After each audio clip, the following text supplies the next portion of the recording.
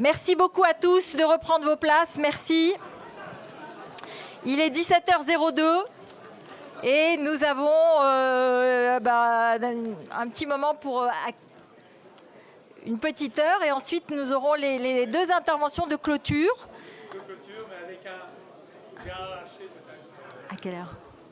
Je sais pas, ils sont en train de voter, donc tout dépendra de la fin du vote. Et ben voilà. Mais Jean-François Bensaël nous fera le plaisir de clôturer et ensuite ce sera le président Larcher. Voilà, je vous demande de vous réinstaller s'il vous plaît. On va intervenir maintenant sur des choses qui sont un peu plus d'actualité, même si on a planté un peu le décor. Et on va voir qu'on retrouve évidemment toutes les questions qu'on a évoquées.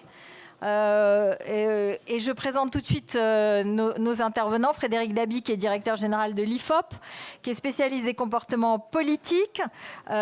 Émilie Frêche, qui est écrivaine et scénariste, qui a publié de nombreux essais sur l'identité, la transmission, la liberté. Mohamed Sifaoui, qui est journaliste et essayiste, et spécialiste, au risque d'ailleurs de votre sécurité personnelle, d'enquêtes très fouillées sur l'islamisme. Et ensuite Astrid Van Busekist, qui est professeure de théorie politique à Sciences Po. On va revenir tous les quatre sur cette question, les menaces des dérives du retour aux religieux. Et que je propose de prendre la parole. Je rappelle que vous aviez publié La fracture en 2022 et que votre dernier livre s'intitule L'écharpe et les tempêtes en 2025 et vous faites évidemment là allusion au municipal. Mais pour nous, revenons à la laïcité qui est notre point de rendez-vous de cette journée. Et ce ne sera pas une surprise puisque vous observez dans vos études une fracture générationnelle dans le retour religieux dans toutes les religions. Oui, merci cher Hôtel Krief. Bonjour à toutes et tous. Merci à Claude Sejowski pour son invitation et je suis très heureux d'être parmi vous. Effectivement, quelques éléments d'opinion. Je vais reprendre toute une série d'enquêtes de l'IFOP qui s'intéresse aux faits religieux depuis sa création, depuis les grandes enquêtes sur les catholiques français de Michelat et Simon. Les enquêtes, certaines ont fait un petit peu de bruit ces dernières semaines, menées auprès de Français de confession ou de culture musulmane. Et là, on a réalisé il y a peu de temps, donc je vais me baser sur cette enquête, mais aussi l'adapter à notre débat du jour, sur le vote de la loi de 1905, les regards portés par les Français sur la laïcité. Et Hôtel Krief, vous l'avez dit, c'est devenu un objet de confrontation et un objet de fracture générationnelle avec de plus en plus d'intensité. Mais en dehors de cette dimension générationnelle, il y a deux éléments que je veux partager avec vous avant de rentrer dans les résultats de cette enquête. Je sais que j'ai une dizaine de minutes, 600 secondes. 12... Comme tout le monde, on est parti de 7-8 et on essaye d'arriver. Bien sûr, il faut tenir le délai. Deux éléments quand même qui me frappent, non pas à travers de sondages. N'oublions pas qu'il faut mettre à distance les sondages. Ce n'est pas la réalité, c'est une perception du réel. On peut toujours critiquer à juste titre les enquêtes d'opinion sur le fait d'enfermer les répondants sur un questionnaire fermé, mais le qualitatif, où les Français s'expriment spontanément. Moi, je suis frappé par un sentiment d'attachement majoritaire des Français au principe de laïcité et à la loi de 1905, quand bien même il y a aussi une dimension d'indifférence. On est comme un poisson dans l'eau, on ne va pas spontanément parler toujours et sauter comme un cabri en disant laïcité, laïcité, laïcité. J'ai posé récemment pour notre colloque une petite question ouverte aux Français pour demander, quand on parlait de laïcité, qu'est-ce qui venait spontanément à leurs yeux. Très peu d'univers évocatoire négatif. Quasiment pas, y compris chez les jeunes, et plutôt des mots en termes de liberté, de respect, de dialogue, de neutralité de l'État. Donc un attachement fort, mais en même temps un sentiment que ce principe laïque est en danger. Le danger est différent selon les générations, mais très très clairement, il y a un moment très particulier que vivent les Français avec un double clivage, un clivage générationnel et un clivage politique. Je parlerai seulement aujourd'hui du clivage générationnel. Dans l'enquête qui a été restituée à l'Assemblée la semaine dernière, nous avons mis en avant le fait que la laïcité portée auparavant par la gauche en termes d'attachement, en termes de revendication, était maintenant largement passée au centre droit, à droite, voire du côté de la droite extrême. Diapositive suivante, s'il vous plaît, merci pour votre aide. Donc, un petit point méthodologique rapide. La dernière enquête de l'IFOP a été faite en octobre 2025 auprès de 1000 personnes, mais je vais plutôt être sur une profondeur historique puisque nous posons ces questions depuis de très nombreuses années. Donc, cette perspective de comparaison. Et d'abord, la question du principe, l'adhésion au principe de séparation entre les églises et l'État, l'article 2 de la loi de 1905, avec une évolution depuis 1989. Très clairement, on a, diapositive suivante, merci, les Français qui sont satisfaits de la séparation entre les églises et l'État. C'est assez stable, 4 points de plus depuis 1989, avec une intensité très forte. On était à un gros quart de personnes très satisfaites, on est maintenant à un gros tiers. Mais tout de suite, sur cette question, on perçoit un clivage générationnel, puisqu'entre les jeunes de 1989, ce qu'on appelle les primo-votants, les 18-24 ans, et ceux de 2025, 13 points ont été perdus sur quelque chose qui est la base, ce principe de séparation entre les églises et l'État.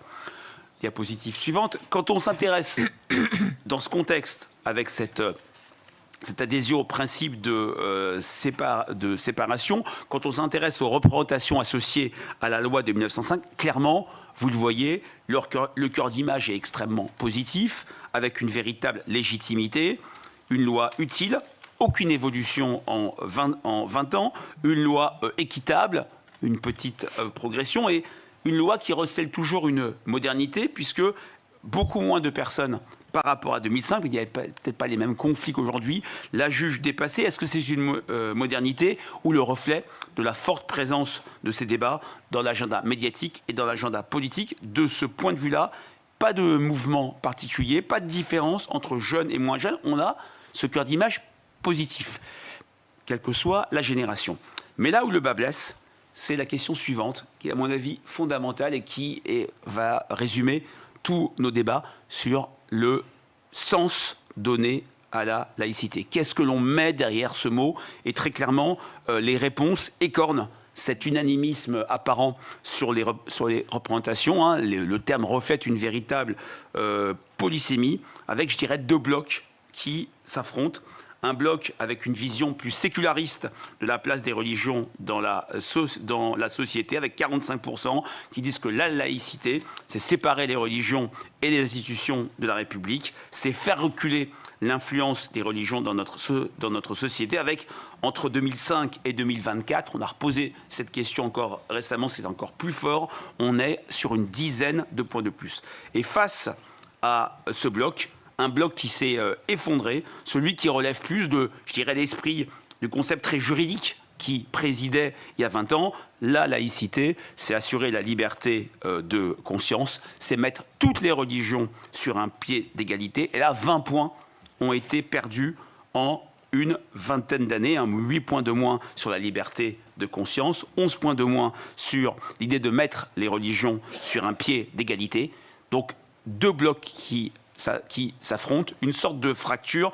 Mais si on approfondit, diapositive suivante s'il vous plaît, sur la génération, là, voilà, on parle d'un mot qui ne renvoie pas entre jeunes et moins jeunes. Et en plus, c'est une question qu'on pose depuis de nombreuses années. On est plutôt sur des chiffres plutôt atténués par rapport à ce qu'on a mesuré dans le passé, entre jeunes et moins jeunes, chez les personnes les plus âgées, mais c'est le cas bien sûr encore plus fortement, on va dire, chez les 35 ans et plus, les 40 ans et plus, la laïcité, c'est devenu, avec 22 points de plus entre 2005 et 2025, cette séparation des religions et des institutions de la République, l'idée de faire reculer l'influence des religions dans notre société, alors que chez les jeunes, chez les plus jeunes, selon les enquêtes, entre 1 sur 2 et même 60%, c'est assurer cette liberté de conscience et mettre toutes les religions sur un pied d'égalité. Et quand on approfondit cette notion de pied d'égalité, très vite, chez les jeunes,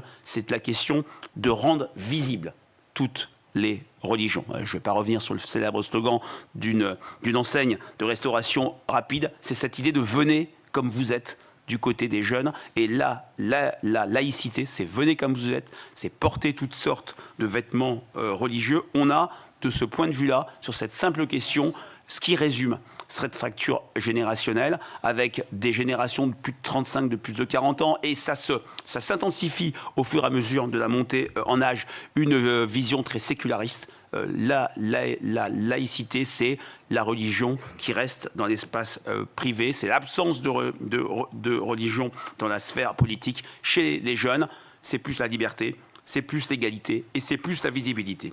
Et clairement, vous avez la gentillesse de citer ce livre, La fracture, qui est né d'une prise de conscience, d'un coup de semonce quelques jours après l'assassinat de Samuel Paty. Une enquête IFOP faite pour Marianne montre qu'un tiers des jeunes considéraient de 18-30 ans, quand on parle des jeunes, la jeunesse n'a pas d'âge, mais chez les jeunes dans cette enquête, c'était 18-30 ans. Un tiers des jeunes considéraient que Samuel Paty avait eu tort de montrer, des dessins pour expliquer, des caricatures pour expliquer le fait religieux et les différentes religions.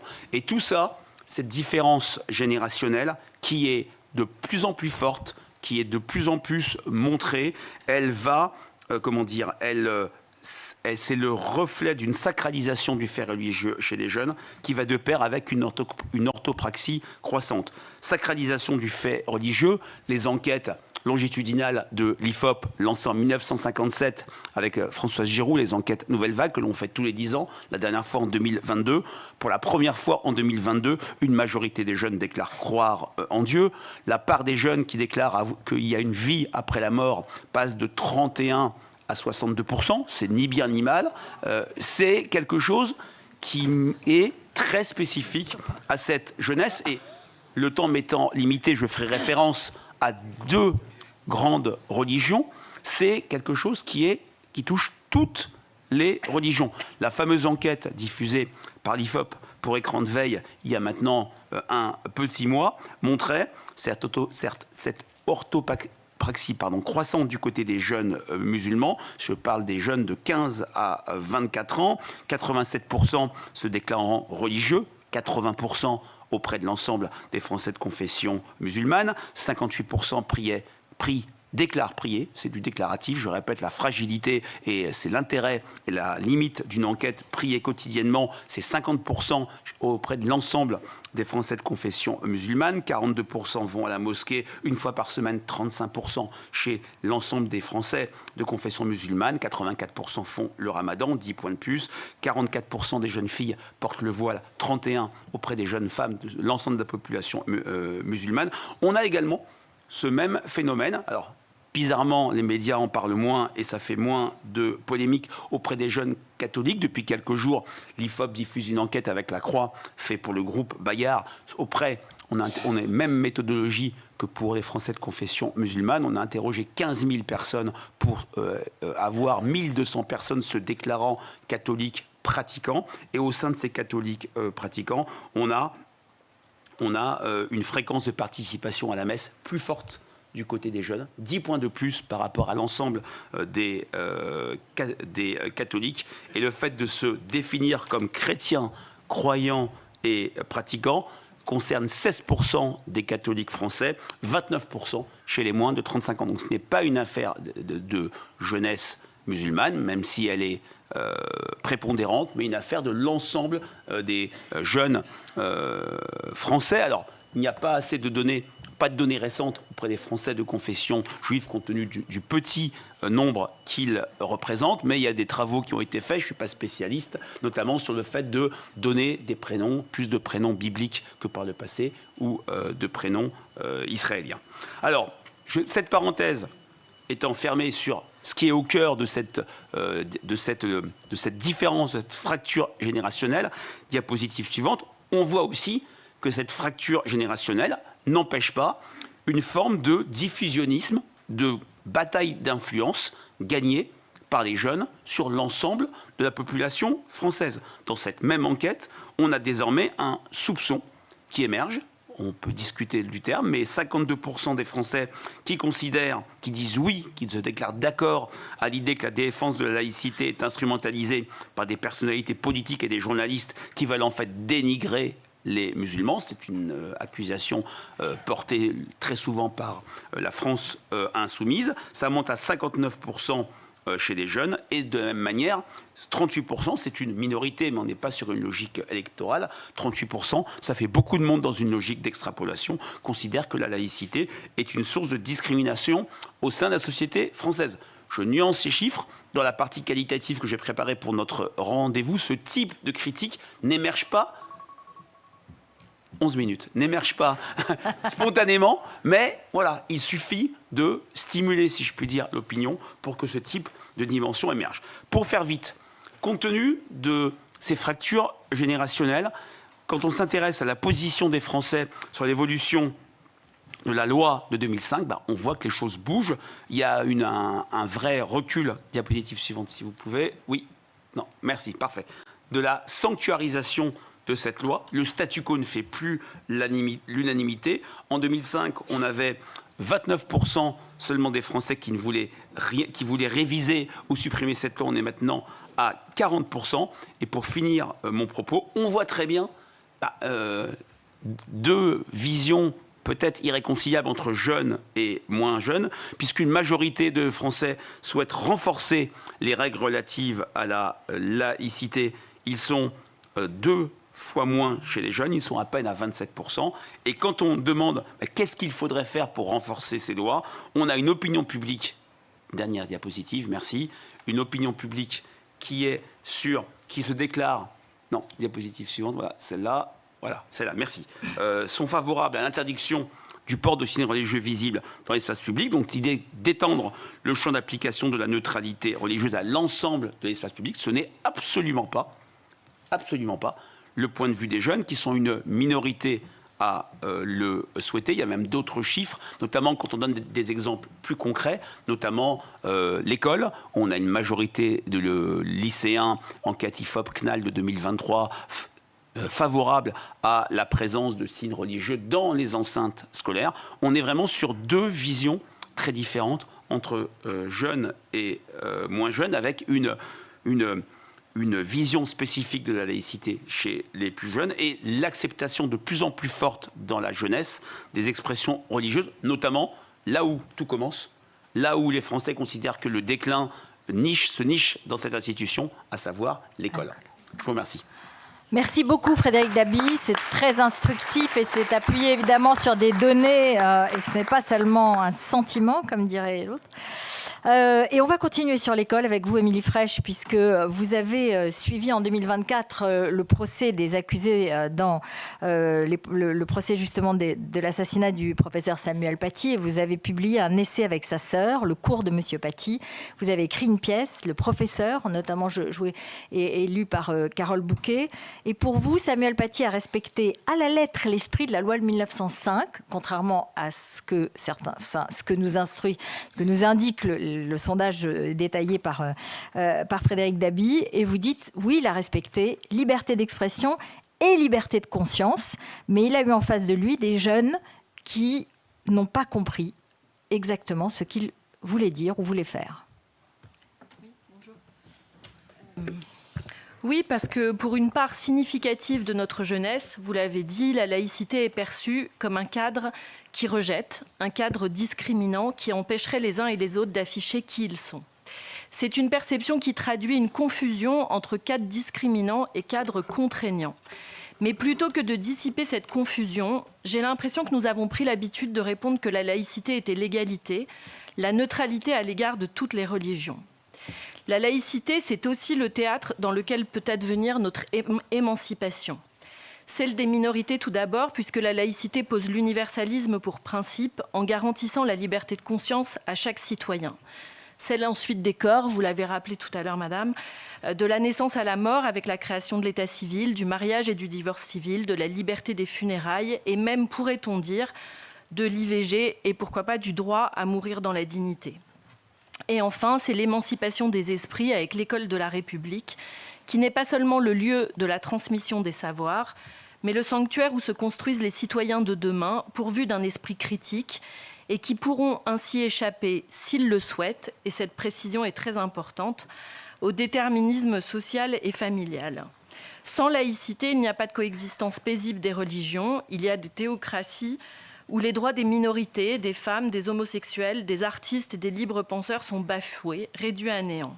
C'est cela que beaucoup de jeunes aujourd'hui ne comprennent pas. Et pensant revendiquer leur identité, ils laissent le religieux reprendre du pouvoir et nous menacer dans notre modèle de société. Cette menace, elle s'est illustrée dans sa version la plus violente et la plus dramatique avec l'assassinat de Samuel Paty, sur lequel j'ai travaillé. J'ai donc écrit une pièce de théâtre qui s'appelle Le Professeur et j'ai suivi les 7 semaines d'audience en cour d'assises et j'en fais un livre qui va sortir au mois de janvier qui s'appelle Un séisme. Car de quoi s'est-il agi dans cette affaire ? Il s'est agi du rétablissement pur et simple du blasphème que la France avait été le premier pays à abolir en supprimant ce délit du Code pénal le 25 septembre 1791. Et ce rétablissement est d'autant plus inquiétant qu'il ne fut pas le fait de quelques fondamentalistes djihadistes, comme ce fut le cas avec les frères Kouachi qui décimèrent la rédaction de Charlie Hebdo le 7 janvier 2015, mais de citoyens français tout à fait lambda. Si Samuel Paty a été décapité par un islamiste tchétchène de 18 ans, il ne faut pas oublier que la cible dans le dos, c'est-à-dire l'accusation de blasphème, lui a été portée par un parent d'élève. Et cette accusation de blasphème paraissait si légitime à cet individu que, sans rendez-vous, il s'est présenté au collège avec un soi-disant représentant des imams de France, a exigé d'être reçu par la principale. Et cette principale fut si intimidée et si apeurée par la violence verbale de ces deux hommes qu'elle les a accueillis dans son bureau. Nous sommes là au tout début de cette affaire, le jeudi 8 octobre 2020, dans un collège d'Île-de-France, et le religieux réussit par la force à pénétrer un espace que la loi définit comme laïque. Ça s'appelle un viol. L'accusation de blasphème de ce parent d'élève va être portée à la connaissance du public par 2 vidéos postées sur les réseaux sociaux qui appellent à faire pression sur le collège, pression sur l'académie, pression sur le président de la République, afin de faire, je cite, « virer ce voyou de professeur qui a montré à nos enfants une image nue du prophète et qui se vante d'avoir participé à la manifestation pour Charlie ». Ces vidéos vont faire l'objet de centaines de commentaires appelant à punir Samuel Paty et y compris à le punir physiquement. Or, pas plus que le parent d'élève, les auteurs de ces commentaires ne sont pas des djihadistes. Ils ne sont pas non plus des fondamentalistes. Et c'est ce qui est particulièrement inquiétant dans cette affaire. Ils sont des citoyens français qui, par leur réaction, démontrent qu'ils considèrent la loi de leur religion supérieure à celle de la République. Alors même que le blasphème n'existe pas en droit français et que nous avons donc le droit de moquer les religions, ces gens ont considéré que Samuel Paty avait commis une faute en montrant cette caricature et qu'une punition serait méritée. Ils voulaient sa tête, en tout cas symboliquement, puisqu'ils appelaient à ce qu'il soit démis de ses fonctions. Parmi ces internautes, il y a notamment la mosquée de Pantin, qui a partagé cette fatwa numérique à ses 80 000 abonnés sur Facebook. Ou encore Radio Maghreb 2, qui a invité le parent d'élève sur son antenne et l'a qualifié de lanceur d'alerte. En partageant ce message, cette mosquée et cette radio communautaire ont porté une atteinte grave à la laïcité et participé à l'enchaînement causal qui a conduit à la décapitation d'un professeur, puisque c'est sur les réseaux sociaux que le terroriste, Abdullah Kandorov, identifiera Samuel Paty. C'est une première dans l'histoire du terrorisme français. Tout cela dans un contexte politique que personne ne pouvait ignorer. Nous étions alors en plein procès des attentats contre Charlie Hebdo, et la republication des caricatures de Mahomet par le journal satirique le 1er septembre 2020 avait déclenché des fatwas depuis le Pakistan, la Syrie, la Turquie sur les blasphémateurs. Le hashtag, par exemple, « Je suis charia » était parmi les premières tendances sur X. L'affaire Samuel Paty, ce sont également des élèves de 13 ans qui désignent leur enseignant au terroriste quand il sort de ce collège le vendredi 16 octobre, en sachant qu'il va être physiquement malmené et affiché sur les réseaux pour avoir montré le prophète nu. Ils ont dit au procès, ces adolescents, qu'ils l'avaient fait pour l'argent, 350 € à se partager en 5. Je crois qu'ils l'ont fait aussi parce qu'ils étaient davantage choqués par le dessin de Coco que par l'agression physique qu'allait subir leur professeur et dont le terroriste les avait informés, et qu'il pensait que cette punition était juste. Là encore, la morale religieuse a surplombé tout le reste. On peut l'expliquer, à mon avis, par 2 raisons. La première, c'est une pratique de plus en plus stricte de la religion, et vous l'avez dit tout à l'heure par vos chiffres, due à une réislamisation du monde arabe depuis les années 70 et dont la littérature arrive directement dans le cerveau de notre jeunesse via les contenus en ligne. Un des volets du procès Paty était consacré à ce que les juges antiterroristes appellent la djihadosphère. C'étaient des jeunes de 18 ans, inconnus des services, qui en 2 mois se sont retrouvés sous emprise et se sont radicalisés. Sans aller jusqu'au djihad, les prêches prônant une version rigoriste de l'islam sont légion sur le net. Et c'est ainsi qu'un des accusés, à qui le président de la Cour demandait s'il n'avait pas été alerté par le changement de comportement du futur terroriste, qui ne voulait plus serrer la main aux femmes, a répondu « Mais monsieur le Président, des garçons dans mon quartier qui ne veulent plus serrer la main aux femmes, j'en connais plein. » Quand la salle a entendu ça, elle a ri, en pensant que ce garçon, ce prévenu, se moquait du monde. Moi pas, je sais que ce garçon disait vrai. La deuxième raison pour laquelle le blasphème a été rétabli dans la tête de ses élèves, c'est la faiblesse du corps enseignant. C'est la faiblesse de l'institution. Nous avons d'abord, je l'ai dit en introduction, une principale qui, en dépit du soutien qu'elle va apporter à Samuel Paty jusqu'au dernier jour, reçoit dans son bureau un imam.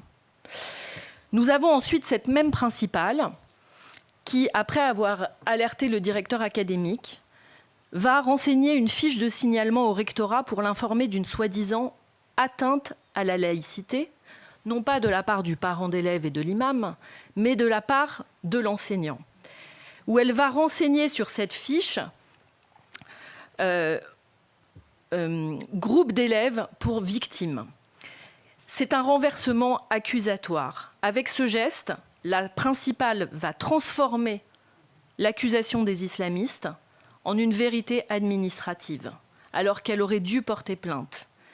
Et dès lors, Samuel Paty sera abandonné par l'institution. Il sera sommé in fine de s'excuser d'avoir froissé ses élèves. L'institution ira jusqu'à reprendre le terme de froisser qui appartient à Jules Ferry dans sa lettre aux instituteurs. Nous avons également la moitié des enseignants qui, sous le coup de la peur, vont se désolidariser de leurs collègues. Le plus virulent ira jusqu'à écrire un mail sur la messagerie partagée de l'équipe pédagogique, 52 membres.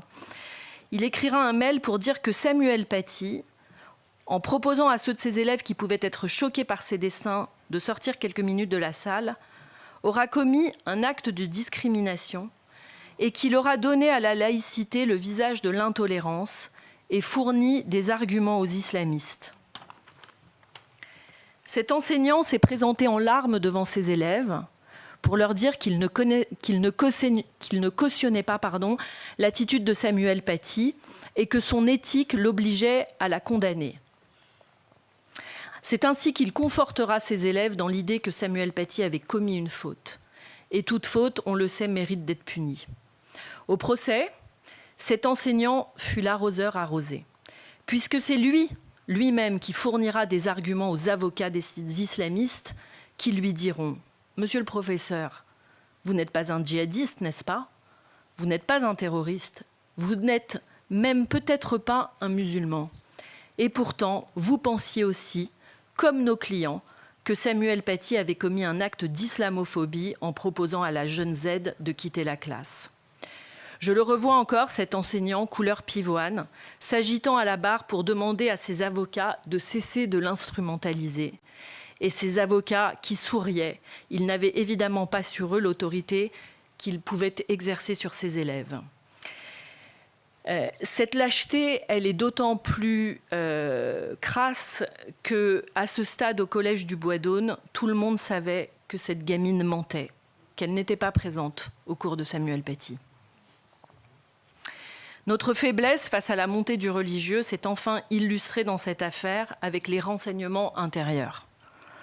Le 12 octobre 2020, soit 4 jours avant la décapitation de Samuel Paty, alors que les menaces physiques à son encontre sont de plus en plus nombreuses et violentes, et que le contexte est si inflammable que des gens comme l'écrivain Yannick Enel, qui suivent le procès des attentats contre Charlie Hebdo, vont bénéficier d'une protection rapprochée.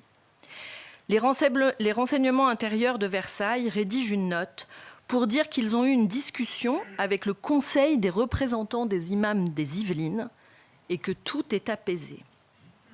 À quel moment, dans une république laïque, nous nous en remettons à des instances religieuses pour mesurer le degré d'une menace pesant sur un professeur et sur son collège?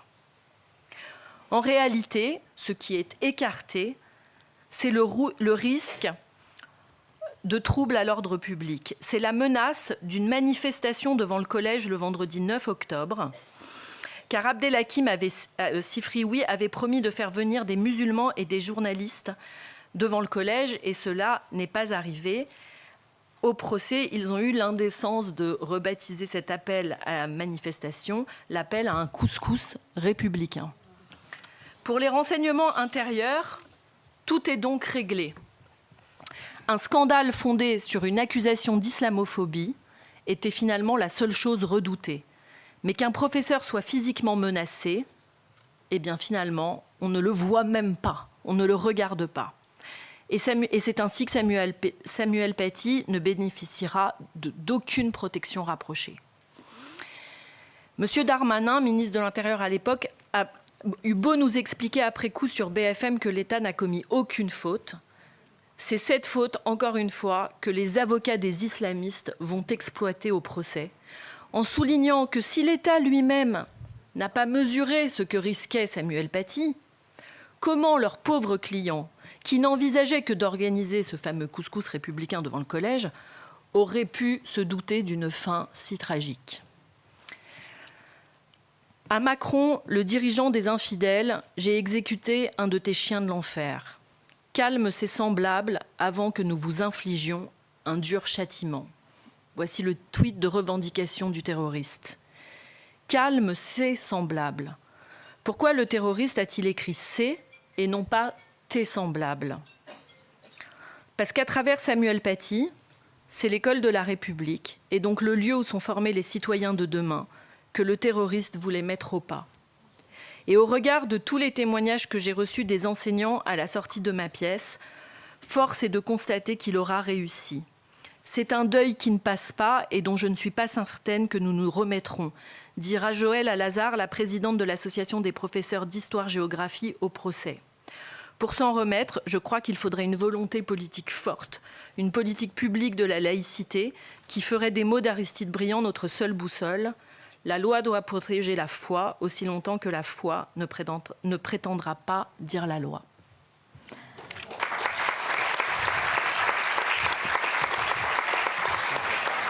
Merci infiniment pour cette analyse chirurgicale d'une dérive évidemment extrêmement tragique et qui nous marque encore tous et qui illustre bien les chiffres que nous donnait Frédéric d'une certaine façon, même si heureusement ça n'est pas le quotidien dans cette dimension-là, mais elle est dans d'autres dimensions beaucoup plus faibles et dans des signaux faibles beaucoup plus alarmantes aussi.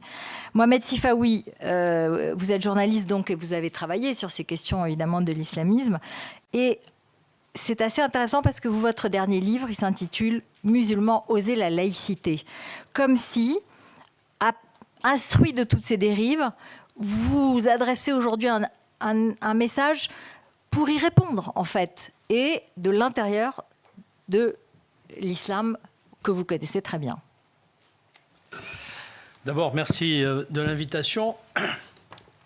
Les constats sont effectivement très clairs. Ce sont ceux qui nous sommes nombreux à faire depuis plusieurs années. J'ai une partie claire qui est celle du journaliste d'investigation, mais j'ai une partie sombre, qui est moins connue. Puisque je viens des sciences politiques, j'ai une obsession depuis le début des années 90, c'est d'exploiter la littérature islamiste. Et essayer de comprendre, justement, qu'est-ce qui fait que, d'abord, cette violence s'exprime comme nous la voyons depuis plusieurs années, toute cette haine, toutes ces attaques contre les valeurs essentielles, y compris des valeurs, d'ailleurs, qui peuvent bénéficier à des musulmans.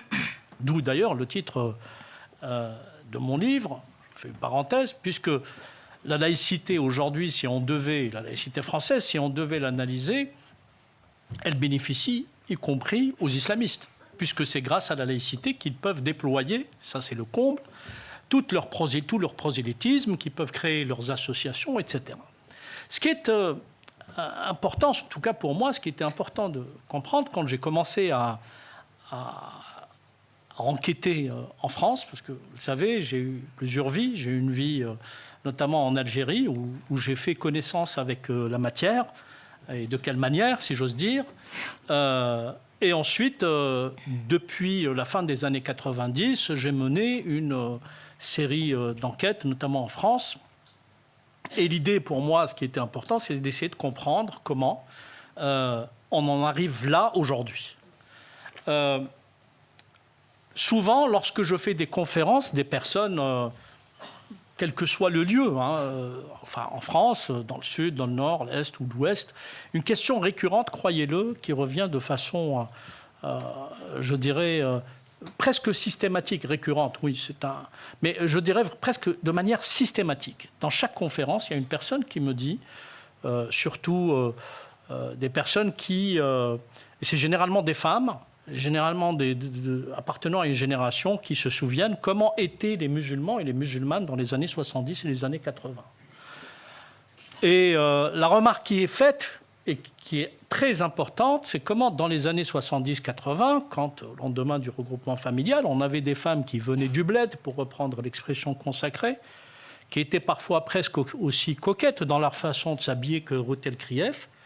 Et comment se fait-il que leurs filles, nées en France, ayant fait l'école maternelle en France, l'école primaire en France, le collège, le lycée, parfois l'université, aspirent à se couvrir de la tête aux pieds et parfois y compris à se couvrir le visage. Une question essentielle, me semble-t-il, si on veut comprendre l'origine de cette histoire. Alors, je vais vous la raconter rapidement en 2 temps, parce qu'il me reste 7 minutes. D'abord, c'est un journaliste, ça se voit. Il y a la première confluence, je dirais, des années 20 jusqu'aux années 50. Ça, c'est une période extrêmement importante à étudier parce que c'est là que naît véritablement le corpus islamiste moderne, contemporain. Le corpus islamiste contemporain naît vraiment à ce moment-là. Pourquoi ? Parce qu'il y a une série d'événements politiques, géopolitiques, sociologiques qui ont commencé avec la dislocation du califat et l'effritement de l'Empire ottoman, évidemment. Je dis pêle-mêle. La naissance de l'Arabie saoudite en 1932, la naissance des frères musulmans en 1928. Mais vous allez voir que lorsqu'on regarde attentivement justement cette fameuse littérature islamiste, on s'aperçoit, et c'est curieux, que la configuration de l'antisémitisme contemporain dans la littérature islamiste, celui qui naît véritablement à partir des années 20,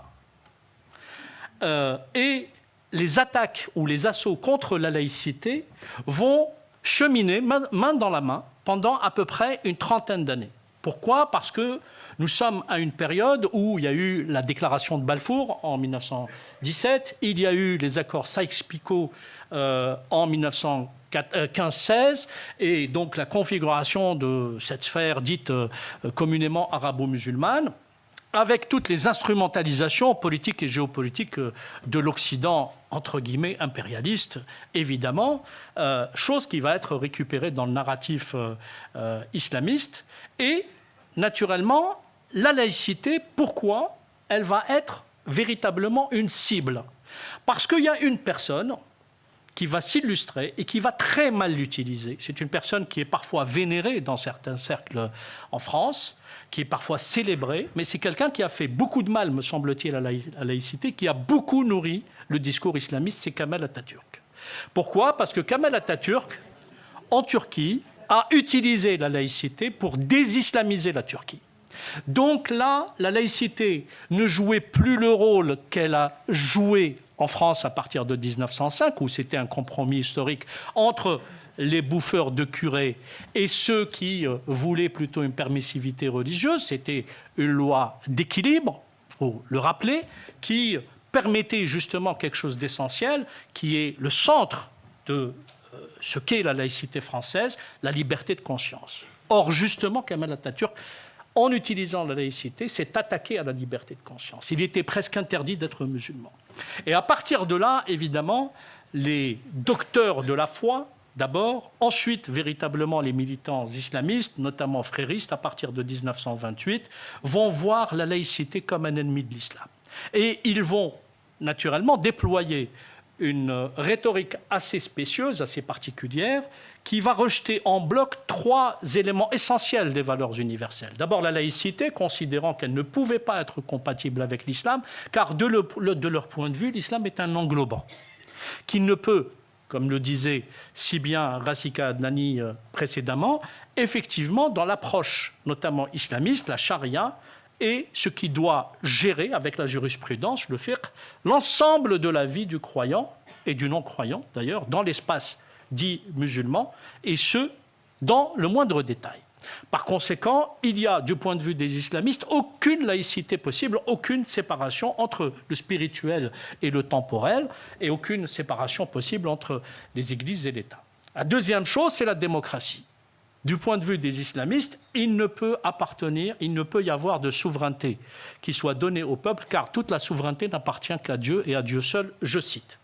Et la troisième chose, il ne peut y avoir de droit pour l'homme, grand H, ni pour la femme, évidemment, il y va de soi, puisque les droits sont donnés par Dieu et par Dieu seul, et par conséquent, l'homme ne peut pas donner des droits à l'homme qui est son égal sans se mettre en association, je cite toujours, avec la divinité. Donc pendant à peu près une quarantaine d'années, les années 20 jusqu'aux années 60, on va avoir la construction d'un narratif islamiste qui va construire cette pensée antisémite telle que nous la connaissons aujourd'hui, mais aussi cette pensée anti-laïque telle que nous la connaissons et qui va se décliner de façon extrêmement violente par l'un des meilleurs alliés du monde occidental, en l'occurrence l'Arabie saoudite, à qui l'on demande de créer une institution, la Ligue islamique mondiale, pour financer la propagation de l'islam politique avec l'accord et la demande du monde occidental, parce qu'ils considéraient que justement l'islamisme était gérable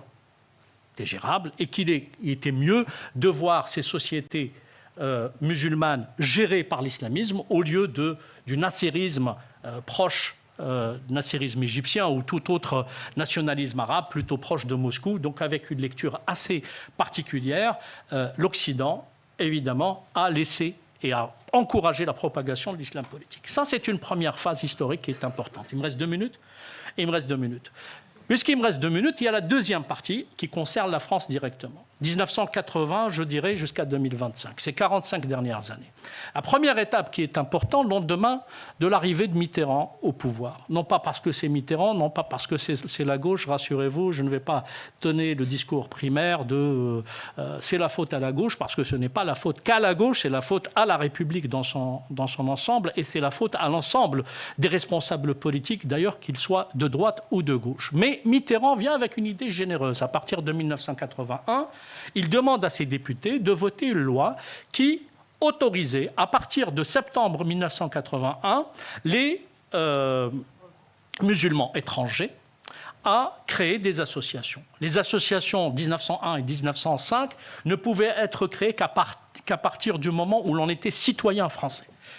Les étrangers ne pouvaient pas. Il se trouve que les militants islamistes étaient à l'époque majoritairement des étrangers, ils étaient majoritairement des étudiants, ils étaient dans des foyers Sonacotra, je parle des militants, activistes, idéologues, etc. Et cette proposition de loi et cette loi par la suite, généreuse au départ, allait leur donner la possibilité de s'organiser, et notamment les frères musulmans.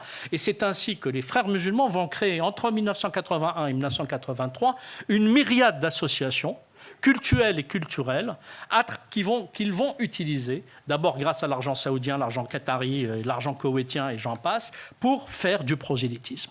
Et ce n'est guère par un hasard si à partir de 85, parce qu'on parle de Creil en 1989, mais en vérité, la première petite polémique non médiatisée au sein de l'éducation nationale a eu lieu dans une école à Creil en 1985. Elle a été gérée plus intelligemment que celle de 1989, donc 9 ans plus tard. Mais en tout état de cause, ces années 80 verront les islamistes lancer une série d'assauts qui vont leur permettre justement de se distinguer d'un point de vue identitaire, religieux, etc., commencer une série de revendications. Par la suite, il va y avoir, je ne vais pas faire toute l'histoire parce que ça serait prendre encore 10 minutes, ce que je ne ferai pas, Ruth. Il va y avoir une accélération de l'histoire. La guerre civile en Algérie va avoir évidemment, à travers les interpénétrations et les liens qui existent entre les musulmans, enfin les Français musulmans qui sont déjà, je dirais, installés en France depuis belle lurette. Nous sommes à la 2e, voire 3e génération. Et ensuite, évidemment, tout ce qui va se passer après, à partir du début des années 2000. Et les années 2000 vont être importants parce qu'on a la seconde intifada, on a les attentats du 11 septembre, on a en 2003 la guerre en Irak, où l'islam politique devient une sorte de sujet central dans nos débats publics. Et à partir de là, il y a aussi d'autres événements qui vont se greffer, c'est que le citoyen musulman est vu comme citoyen, donc susceptible de voter, donc l'attitude du personnel politique change. Il y a 2 versions de la laïcité pour un élu, selon qu'il ait 10% de musulmans sur son territoire ou 90% de musulmans sur son territoire. Le cynisme politique faisant le reste. Et, je conclus, évidemment, un dernier élément qui est extrêmement important à comprendre, c'est l'édification d'écosystèmes islamistes et donc de moyens de mobilisation. Les moyens de mobilisation qui ont été, je dirais, mis à la disposition de façon consciente ou inconsciente des islamistes, c'est la constitution, à travers un désengagement de la République, de certains territoires, ce qui a enclavé un certain nombre de territoires, ghettoisé certains quartiers qui ont été livrés directement aux islamistes. Et lorsque l'on regarde aujourd'hui, par exemple, les cartes d'où sortent le plus souvent, je dirais, les statistiques clairement établies par le ministère de l'Intérieur, que ce soit de l'antisémitisme ou des actes antisémites, que ce soit des atteintes à la laïcité, et si je devais faire le lien entre l'islamisme et le banditisme, et évidemment par la suite, ces dernières années, les questions de délinquance, de trafic de drogue, etc., nous sommes véritablement sur les mêmes territoires. Non pas parce que, comme le penserait l'extrême droite, ce seraient des lieux qui sont habités que par des musulmans, non, c'est parce que ce sont des lieux qui ont été ghettoisés et vidés de toute substance républicaine et laïque. Et à ce moment-là, vous avez un début, parce que c'est 10 minutes, pardon, mais un début déjà de pistes qui vous permettraient de comprendre pourquoi, justement, la fille de la gentille coquette dame des années 70, qui était presque aussi coquette que Ruth El-Krief, elle revendique à porter justement le voile et parfois même le voile intégral. Merci.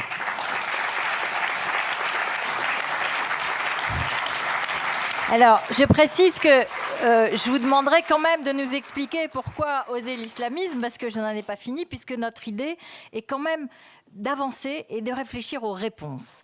Et c'est avec vous, Astrid Van Buzekist, qui êtes professeure de théorie politique à Sciences Po, qu'on peut peut-être commencer à réfléchir. Vous avez notamment publié La religion au tribunal, et vous avez fait des travaux sur cette tension entre identité collective et universalité républicaine. Et vous nous dites... toutes les dérives du retour religieux ne doivent pas ou ne peuvent pas ou ne sont pas traitées de la même façon, et vous comparez plusieurs modèles. Merci. Oui, je crois que Claude m'a casté à la fin pour que j'apporte une note positive à cette table ronde. Donc, c'est un peu en porte-à-faux, mais ce n'est pas très grave. Moi, je réfléchis à une position un peu pragmatique qui est non pas le danger que représentent les communautés religieuses, mais à une possible fécondation mutuelle entre le corpus religieux et, disons, le corpus légal, civil, civique, etc. Donc, entre le droit civil et les commandements ou la loi avec un grand L, mais toujours au nom de la cohérence de la pensée démocratique. Donc c'est à partir de là que je parle. Et je réfléchis à la difficulté, je crois qu'on a entendu plusieurs fois aujourd'hui déjà que la laïcité n'est pas un concept robuste, épais, mais adaptatif, et qu'il est en vérité un principe second qui vient après les deux principes premiers qu'il faut protéger, c'est-à-dire la liberté et l'égalité. Donc les régimes de séparation, la laïcité en France, la séparation partenariat en Allemagne ou le sécularisme constitutionnel dont il a déjà été question dans la première table ronde, sont des régimes de séparation, mais la justification de celle-ci et l'aménagement pragmatique du dialogue entre religion et État diffèrent significativement selon les époques, selon les pays, mais aussi selon la menace perçue ou l'enjeu en question. Alors, la question donc que je me pose n'est pas qu'est-ce que la démocratie ou la République peut ou doit tolérer, mais au contraire, est-ce que lorsqu'on franchit un tout petit peu le seuil de la laïcité, lorsqu'on accommode un tout petit peu au-delà de la stricte norme, mettons qu'il y ait une norme stricte, celle des séparationnistes, est-ce qu'on ne pourrait pas enrichir le corpus libéral égalitaire, le corpus démocratique, plutôt que de dénaturer la doctrine républicaine, démocratique, etc. Donc, une sorte d'écologie générale où on réfléchit aussi à l'écart par rapport à la norme, à la fois en respectant les principes et les valeurs fondamentales de la démocratie et de la République, tout en faisant droit, justement, à la dignité des individus qui composent les communautés de foi. Donc c'est ça ma question, et je prends donc au sérieux à la fois nos obligations morales en tant qu'individus et nos obligations citoyennes en tant que citoyens d'une démocratie plurielle. Et je regarde les décisions de justice et j'essaye de comprendre comment elles sont positives, non pas parce qu'elles accommodent toujours au-delà, comme je le disais tout à l'heure, mais comment elles sont positives pour comprendre la grammaire démocratique. Je vais être très rapide.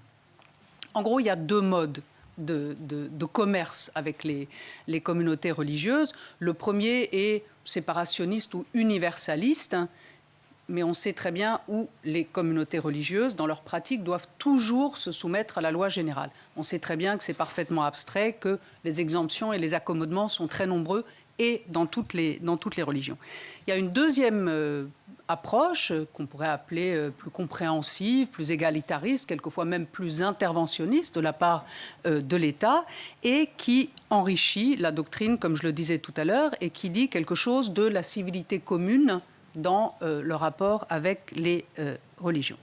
Alors, je ne dis pas du tout que l'État doit toujours accommoder au-delà, pas du tout. Je dis qu'il y a plusieurs instances qui coexistent dans la négociation constante avec le principe de laïcité ou de séparation. Et j'en veux pour preuve 3 exemples qui concernent des lieux qui ont déjà été débattus aujourd'hui à plusieurs reprises. L'école, en premier lieu, le rite, la centralité du rite, et enfin l'égalité de genre. Alors, je commence par la séparation, qui, à mon avis, est exigée. Donc, 3 modèles, la séparation, la composition pragmatique et la coopération, c'est-à-dire quelque chose qui serait de l'ordre de l'interlégalité entre la doctrine du droit religieux et la doctrine du droit démocratique. La séparation. Il me semble que l'école exige en tout lieu et toujours la séparation. Et j'ai un exemple en tête, qui n'est pas l'exemple français qui a été tragiquement décrit à l'instant, mais l'Allemagne. L'Allemagne interdit la scolarisation, on appelle ça en France l'instruction à domicile. Ça paraît relativement peu libéral, parce que ça protège une liberté de religion négative, c'est-à-dire le pouvoir être protégé de la religion de ses parents, par exemple. Donc ça limite la socialisation et ça limite aussi le droit constitutionnel des parents d'éduquer librement leurs enfants. Alors pourquoi les Allemands font ça ? Ils le font parce qu'ils disent qu'ils veulent éviter la formation de sociétés parallèles. C'est dans le texte de loi, donc l'émergence de sociétés parallèles, et ils sont pour la formation du citoyen autonome, et ils pensent que le citoyen autonome ne peut être formé qu'à l'école, que l'école est un moyen d'externaliser le travail privé des parents, donc une formation autonome à l'école, où le général démocratique l'emporte sur le singulier privé. Pourquoi ? Parce que c'est à l'école qu'on apprend dans l'idéal évidemment, la tolérance, la diversité, la coexistence d'opinions différentes de celles que l'on côtoie à la maison. Il se trouve que la CEDH, la Cour européenne des droits de l'homme, a à chaque fois confirmé les décisions lorsqu'elles ont été contestées par des parents réfractaires qui voulaient instruire leurs enfants à domicile. Deuxième exemple, tu vois, je vais vite. Deuxième exemple, la pratique, les rites, les valeurs traditionnelles qui sont respectées et qui doivent être respectées, me semble-t-il, dans cette composition pragmatique avec les communautés. Et ici, c'est donc le contraire qui est le cas, c'est-à-dire qu'on privilégie plutôt le singulier, le religieux, au nom de valeurs démocratiques qui sont aussi ceux de la civilité. Je pense ici à un cas très célèbre qui a rempli la presse pendant plusieurs années sur la circoncision. En 2012, un tribunal polonais interdit la circoncision, la pénalise plus exactement. Une initiative interpartisane du Bundestag, donc du Parlement allemand, immédiatement défait cette législation et légifère contre les juges, tout à fait intéressant, en dépit de la violation de l'intégrité corporelle du garçon qui avait été déclarée par les juges, qui existe d'ailleurs dans un certain nombre de législations scandinaves du nord de l'Europe, mais aussi dans des résolutions européennes. C'est-à-dire que les résolutions européennes, par exemple, pénalisent la circoncision rituelle, mais autorise la circoncision médicale. Ce qui est assez absurde, parce que l'argument de l'inviolabilité du corps ne disparaît pas par magie lorsqu'on autorise la circoncision médicale. Alors pourquoi les juges ont-ils, ou les politiques cette fois-ci, ont-ils décidé que c'était compatible avec les valeurs de la démocratie? Parce qu'ils ont dit que la religion ne devait pas être une circonstance aggravante, mais atténuante, rapport à la circoncision médicale, et ils ont dit qu'il y avait des éléments qui sont subjectivement et éthiquement tellement centraux au rite que si on les enlevait, eh bien la vie communautaire deviendrait presque impossible en Allemagne. L'alliance, la brite, la circoncision dans la religion juive, l'appartenance dans la religion musulmane, leur vie, la vie des communautés ne serait pas possible en Allemagne, donc c'est une résolution parfaitement pragmatique. Évidemment, l'histoire coupable de l'Allemagne a joué un rôle aussi. Donc, poids éthique fondamental égale composition et, dans le cas précis, des pénalisations. Troisième cas, dont il a été un tout petit peu question dans la communication de Rita Hermo-Berlot tout à l'heure, là, l'égalité citoyenne et l'égalité entre les hommes et les femmes en particulier. Et ici, c'est une égalité constitutionnelle, n'est-ce pas, entre les hommes et les femmes. Il en a été question à l'instant un tout petit peu. Ici, je songe aux législations sur le divorce, justement, sur le divorce juif, le guet. Alors en France, la législation a varié. Les juges civils aux affaires familiales ont quelquefois accommodé les femmes religieuses, mais c'est fini désormais. La législation a tourné depuis 2009 environ. Aux États-Unis, il y a des dispositifs spéciaux qui permettent une interlégalité entre tribunaux rabbiniques et juridictions civiles. C'est extraordinaire, parce que le guet est un problème qui existe dans la halakha et que seule la halakha peut résoudre. Et pourtant, il y a eu cette initiative magnifique qui existe maintenant dans d'autres pays, tous les pays anglo-saxons de common law, où les rabbins et les juges civils se sont mis autour d'une table et ont essayé de comprendre comment on pouvait, sans légiférer à l'intérieur de la loi juive et sans contrevenir au premier amendement de la Constitution américaine, trouver une solution. Je vous passe les détails techniques. Ils ont trouvé. Et pourquoi ont-ils trouvé? Alors d'abord parce que tout le monde y était intéressé. Il y a beaucoup de rabbins en Israël, d'ailleurs, y compris orthodoxes, qui sont pour une législation plus progressiste plus exactement, sur le guet. Pourquoi ont-ils estimé que c'était si important? Eh bien parce qu'il ne peut pas y avoir de conditions religieuses préjudiciables, disait-il. Donc les cours siégeaient en tant que cours d'équité, c'est-à-dire le statut religieux ne peut pas affecter le statut citoyens. Il ne peut pas y avoir d'inégalité entre les hommes et les femmes, y compris lorsqu'on regarde une loi tout à fait étrangère au droit civil. Donc c'est tout à fait astucieux, et on a privilégié donc du côté de la justice, parce qu'on sait évidemment que dans les affaires de guette, les possibilités de manipulation, d'extorsion, etc., même si l'extorsion est évidemment non permise, de la part des maris sont infiniment plus importants que du côté de la femme. Donc c'était ça le principal motif de l'inégalité. Et donc, les juges ont jugé qu'une femme juive ne doit pas pâtir de sa condition de croyante pour pouvoir bénéficier de biens publics, notamment l'administration de l'égalité. Voilà, ça a donné ce qu'on appelle les get laws dans les années 80 et 90 aux États-Unis, et l'égalité entre hommes et femmes a donc primé sur la liberté religieuse des hommes. Donc, voilà un cas parfait, pratique de coopération où, au nom des valeurs démocratiques, il fallait sans doute coopérer, évidemment, avec la volonté des deux parties. Et je conclus très rapidement. Ce qu'on appelle dans la littérature anglo-américaine le mainstreaming, c'est-à-dire l'intégration dans le droit général, est l'intégration de quoi, pardon, faudrait que je finisse mes phrases, l'incorporation dans le droit général d'une partie de segments pertinents des lois religieuses minoritaires pour pouvoir commencer ce dialogue. À la fois pour signaler aux minorités religieuses, vous avez toute votre place dans le discours juridique et la pratique juridique, mais aussi comme dispositif éducatif, en quelque sorte, en direction de la majorité. Regardez, ces dispositifs-là, on peut les adopter, les intégrer à la loi générale, et vous allez apprendre comment fonctionne un ordre nomique minoritaire qui n'est pas le vôtre, dans une culture majoritairement chrétienne pour les pays dont je me suis occupée. Je m'arrête là. Merci beaucoup.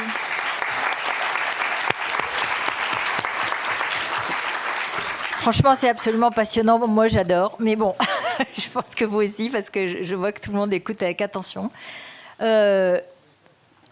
Pour poursuivre peut-être sur ce que nous propose Astrid von Büsekist, et en même temps répondre aux chiffres de Frédéric Dabi, à ce que vous avez décrit tous les deux, la question est comment on répond.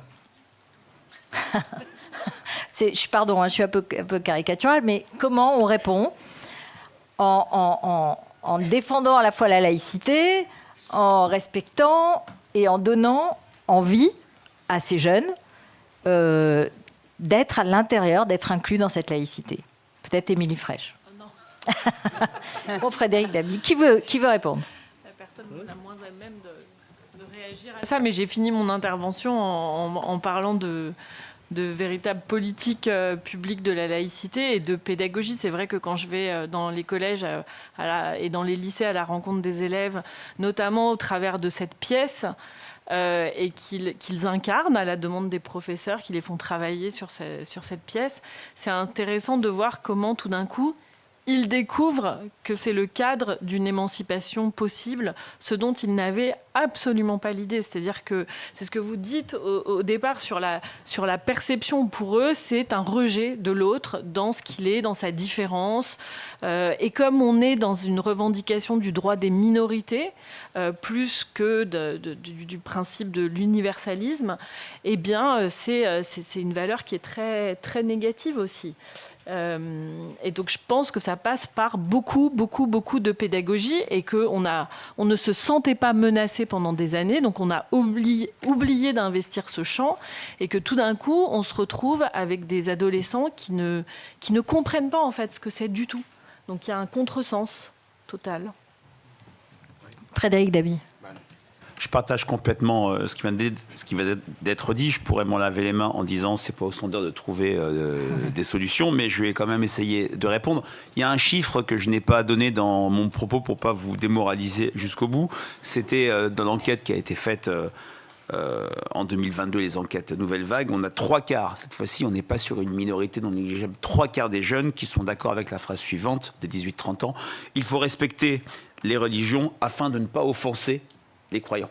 Donc voilà, génération offensée, génération respect. une des dernières campagnes de communication à l'école qui a cartonné, si je puis dire, date d'il y a 25 ans. C'était l'école du respect, le respect à l'école. C'était sous notre ami Jack Lang. Mais déjà, c'était une campagne réussie du point de vue des enquêtes de post-test, d'impact. Mais déjà, le verre était dans le fruit. Qu'est-ce qu'on met derrière ce terme de respect? Qu'est-ce qu'on met derrière ce terme d'offenser? Et comme vous, je pense que la question de la pédagogie, et tout commence à l'école. Mais parce que ce qui est fou, ce que je trouve fou justement, et ce que j'expliquais tout à l'heure dans l'affaire de Samuel Paty, c'est qu'ils sont offensés et choqués par un dessin, mais ils ne sont pas sur l'idée qu'on puisse taper leur professeur. Donc il y a un inversement des valeurs qui est total. Il y a l'idée d'une punition qui serait méritée. Alors c'est très intéressant d'entendre le modèle allemand que nous a J'avais pas développé fini, Astrid mais c'est Van pas grave. Pardon, Frédéric. Pardon.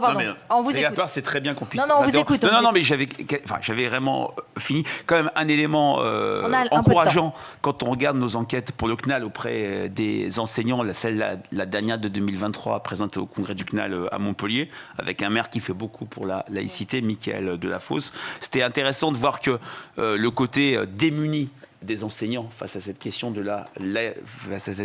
laïque, Samuel Paty, comme vous l'avez très bien dit, paradoxalement, ne l'était pas, puisqu'il avait parfaitement compris l'esprit et la lettre de la loi de 1905 à l'école. On voit quand même que les enseignants qui ont reçu une formation sur la laïcité avec les référents laïcité, clairement, il y avait un mieux. Clairement, il y avait le sentiment d'être un petit peu mieux armé. Mais bon, l'école, en termes de budget, devient l'homme malade de l'État, compte tenu du poids des retraites, compte tenu de notre faiblesse budgétaire. Et effectivement, je crois que tout passe par l'enseignement, par l'école, par la pédagogie, pour déscotcher cette question du blasphème, de l'islamophobie, même si des forces politiques utilisent ce terme d'islamophobie qui est un mot, je ne vais pas rentrer sur le fond, c'est pas mon rôle, mais je vais me placer sur un terrain professionnel. Pour un sondeur, pour une question de sondage, le pire pour un mot, c'est sa polysémie. Parce qu'on ne sait pas ce qu'on mesure. Et quand on parle d'islamophobie, pas besoin de nous faire un dessin, on ne sait pas ce qu'on mesure, on ne sait pas ce qu'on fait et on ne sait pas ce que l'on va condamner ou vilipender. Alors, je reviens en disant ce que nous expliquait Astrid Van Buzeki sur le modèle allemand, c'est qu'en tout cas à l'école, la séparation stricte, c'est la base. Et ça rejoint ce que vous dites, c'est-à-dire on peut réfléchir sur d'autres choses, mais sur l'école, en tout cas, la séparation stricte, c'est la première manière de défendre les valeurs de la laïcité et de peut-être réagir au danger des dérives du religieux. Vous, Mohamed Sifaoui, je reviens au titre de votre livre, puisque vous allez plus loin que ce que vous nous avez décrit, puisque vous proposez finalement, vous dites, musulmans, osez la laïcité. Oui, mais ça c'est la partie. J'adresse un appel, en tout cas une invite. C'est votre réponse, un peu, d'une certaine façon. Mais évidemment, parce que je crois que l'un des grands problèmes, si ce n'est les grands drames, l'un des grands drames de cette histoire, c'est l'ignorance. Aujourd'hui, nous avons une société qui ne sait plus définir l'une de ses valeurs essentielles. Et évidemment, cela concerne les musulmans, mais pas seulement. On l'a vu effectivement lors de l'affaire Paty, et pas seulement dans l'affaire Paty, des enseignants qui ne savent pas définir ce qu'est la laïcité et qui ne savent pas définir ce qu'est la liberté d'expression et la liberté d'enseigner, etc., et d'ériger un esprit critique et de nourrir en tout cas cet esprit critique de l'adolescent, jeune homme, demain citoyen, etc. Donc il y a la nécessité de sortir de l'ignorance.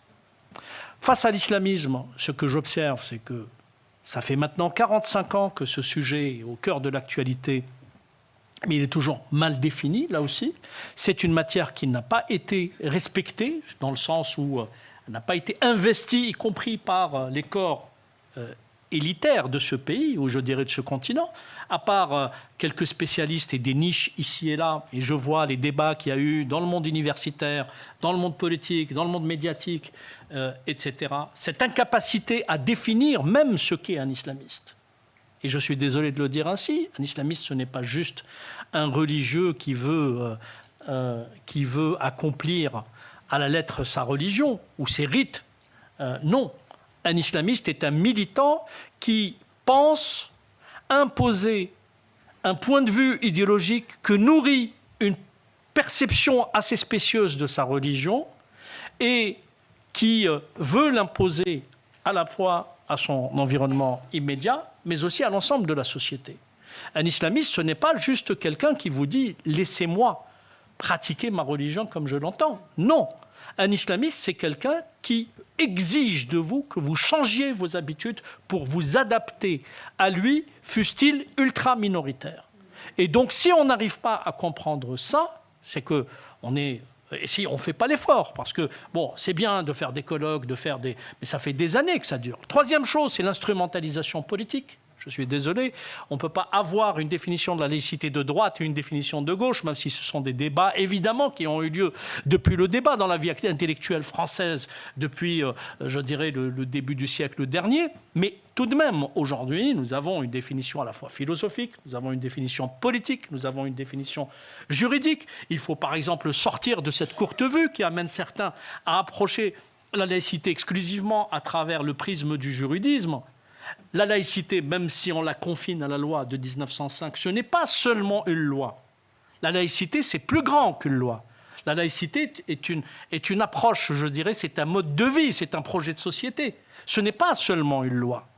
La loi n'est là que pour codifier des aspects assez particuliers. Et je dirais sortir des impostures. Les impostures de l'extrême gauche aujourd'hui. Ce que fait Mélenchon et ses amis par rapport à cette instrumentalisation de ce qui est appelé communément la communauté musulmane est quand même d'un pathétique extraordinaire. Et d'un autre côté, l'autre instrumentalisation et l'autre escroquerie et l'autre supercherie qui laisse entendre que l'extrême droite serait le défenseur principal de la laïcité aujourd'hui est une vaste fumisterie. Donc je pense que dans ce débat, il faut remettre les choses dans l'ordre, parce qu'on est dans un désordre intellectuel et un désordre politique extraordinaire. Je pense qu'il appartient aux élites de ce pays, et notamment aux intellectuels, de s'emparer de ces thématiques qui sont importantes, de remettre les choses dans l'ordre, de sonner la fin de la récréation et de commencer à reconstruire un narratif républicain adapté aux réalités et bien éloigné à la fois de ces ignorances, de ces supercheries, etc. Parce que tout à l'heure, vous avez parlé des influenceurs, etc., de toute cette musicalité qu'on entend sur les réseaux sociaux. C'est l'époque qui le veut. Mais tout de même, quand je vois que des médias se calent sur ce que peut dire un influenceur sur les réseaux sociaux, quand je vois, par exemple, que des médias ont snobé pendant des années des gens comme Ali Merad ou comme Mohamed Harkoun, qui ont été les plus grands islamologues que la France a eus et que la France intellectuelle a méprisé, mais d'une façon extraordinaire, quand je vous dis, pour la plupart des Français, quand je dis Ali Merad ou Mohamed Harkoun, on ne connaît pas. Mais si je dis Tariq Ramadan ou je dis Hassan Iqwisen, alors oui, évidemment, tout le monde connaît. Et ça, c'est aussi l'autre drame de ce pays. C'est-à-dire à chaque fois qu'on a eu des lumières, des gens qui pouvaient à la fois hisser la communauté musulmane, comme on l'appelle, j'aime pas trop ce mot, mais hisser la communauté musulmane vers le haut, hisser la société française vers le haut, on a été totalement dédaigneux à leur égard.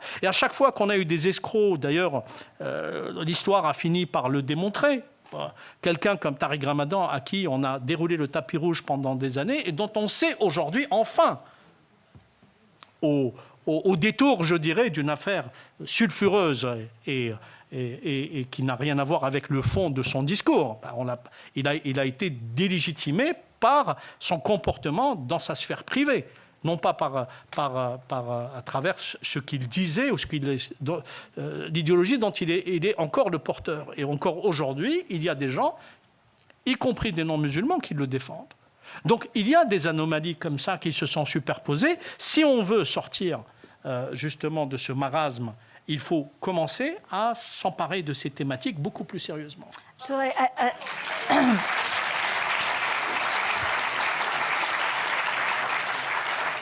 Pour conclure, Astrid Van Buzekist, quand même, je voudrais qu'on élargisse au-delà de la laïcité française. Dans certaines sociétés, il y a d'autres religions qui menacent aussi la vie commune et où il y a des suprémacistes, ou en tout cas des gens qui veulent imposer la religion au reste de la société. Vous pensez aux chrétiens MAGA Non, oui, aux chrétiens MAGA, mais aussi à certains Israéliens qui sont suprémacistes et qui veulent imposer la religion comme mode de vie de la société. Qui reconnaissent surtout pas les libertés publiques telles qu'elles sont imposées par l'État. Mais c'est ça aussi que l'Allemagne, pour revenir à l'école et juste en une phrase, que l'Allemagne comprend par rapport aux États-Unis et par rapport à un pays comme Israël où il y a un pluralisme légal évidemment, c'est que nous sommes libres parce que nous avons des droits. C'est pas nous sommes libres lorsque nous faisons ce que nous voulons jusqu'à ce que l'État intervienne. Non, nous sommes libres parce que nous avons des droits. Et c'est pour ça que l'État doit être neutre. C'est l'État qui doit être neutre, c'est pas les citoyens. Laïcs, pardon. On ne demande pas aux citoyens d'être laïcs. C'est l'État qui doit l'être. Il ne peut qu'organiser l'espace où s'expriment les uns et les autres. C'est la deuxième partie du premier principe de la loi de 1905. Donc, liberté publique égale... Si l'État était encombré de religion, il ne pourrait pas garantir nos libertés communes et égales. C'est ça la leçon qu'ont compris les Allemands, les Français, etc. Maintenant, il faut... Et qui nous est enviée, en fait, qui nous est enviée par beaucoup de sociétés, qui elles vivent dans des théologies, dans des régimes théologiques. Mais comme disait Delphine tout à l'heure, expliquer à un Américain ou à un Israélien le concept même de laïcité est quelque chose d'assez compliqué. Donc on a ce trésor unique qu'il faut préserver, me semble-t-il. Je peux dire un mot ? Oui. Non, pardon, madame. Excusez-moi, on n'a pas fini, pardon. Excusez-moi, pardon. Juste par rapport à tout ce qui a été dit, évidemment, et qui se complète, il y a un élément essentiel, me semble-t-il, aujourd'hui, qui n'est pas suffisamment étudié, c'est la nécessaire, je dirais, Monsieur le Président du Sénat. Ah, voilà. La nécessaire déghettoisation.